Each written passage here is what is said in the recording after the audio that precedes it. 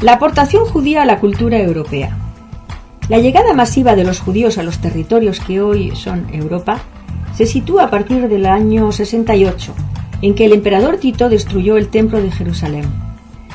Muchos huyeron por toda la cuenca mediterránea, pero la mayoría fueron esclavizados y deportados a Roma, y desde Roma se dispersaron por Europa. Y ese pueblo llegó a los territorios de Europa bajo el signo de la derrota política y militar. Para preservar el mismo culto en todos los lugares de la dispersión, los sabios de las Escrituras crearon la literatura del Midrash y el Talmud, y reconstruyeron la esencia del pueblo judío en torno a la Torá, que fue el fundamento de su identidad. Como ya no existía un punto de reunión de los sabios, se desarrolló una correspondencia entre las comunidades para conservar las reglas rabínicas en cualquier punto que fuera. Y así es como pudieron sobrevivir las distintas comunidades en un entorno muchas veces hostil, y cómo se conservan hasta hoy. Europa, a través de la conquista y la ocupación romana, es directamente responsable de la redefinición del culto y de la cultura del pueblo judío y también de su dispersión. El judaísmo no sería lo que es hoy, ni la Torá tendría el lugar preponderante que tiene en el mundo si el templo no hubiera sido destruido, llevando al pueblo judío a un exilio de más de 2000 años. Este vaivén entre la esencia originaria del judaísmo bíblico y lo que la historia hizo de él es lo que hace de la identidad judía una identidad difícilmente clasificable. De este exilio bimilenario, el pueblo judío sacó una energía considerable para crear muchas más obras espirituales, filosóficas y religiosas que jamás había producido en su tierra. Y así el hebreo se convirtió en el judío, y la fe bíblica pasó al judaísmo tradicional, que es el de una religión bíblico-talmúdica, que en la Edad Media se abriría a la filosofía. Este pueblo tuvo que adaptarse sin renunciar a su esencia profunda, pero además, como pueblo del libro que era, se interesó por la cultura ambiente. Primero aprendieron las lenguas, el árabe en el mundo islámico y el latín en el cristiano.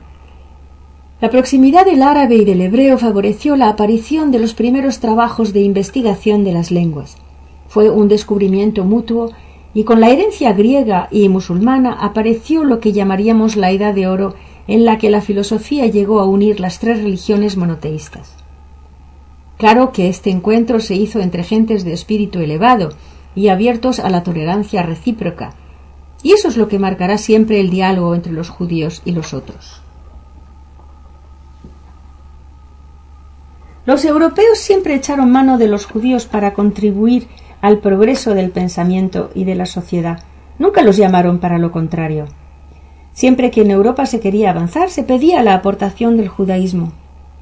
Así fue, por ejemplo, cuando los humanistas hebraizantes cristianos como Jean Reuchlin o Guillaume Postel se pusieron a estudiar el Zohar y la Cábala y los tradujeron al latín. Pero la Europa oscurantista e invadida por sus demonios seguía marcada por el antisemitismo. Se puede decir que fue en Europa donde, conforme a los ideales de la Torá, el pueblo judío, sin saberlo, cumplía con su destino, es decir, su contribución a lo universal. Más tarde apareció el otro polo, que fue el germano.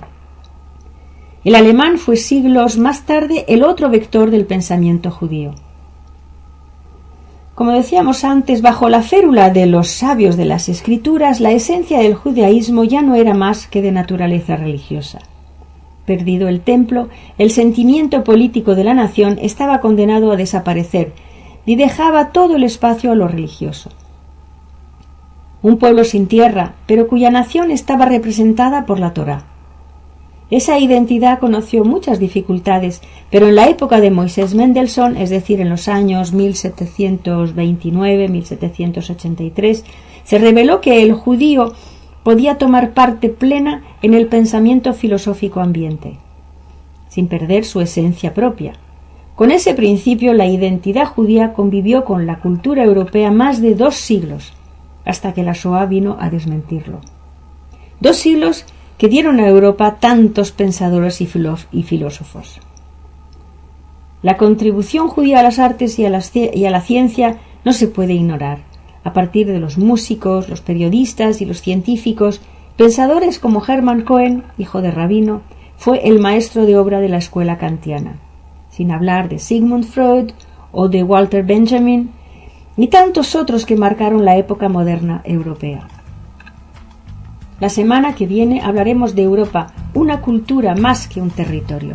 Martina Lasri para Radio Sefarad.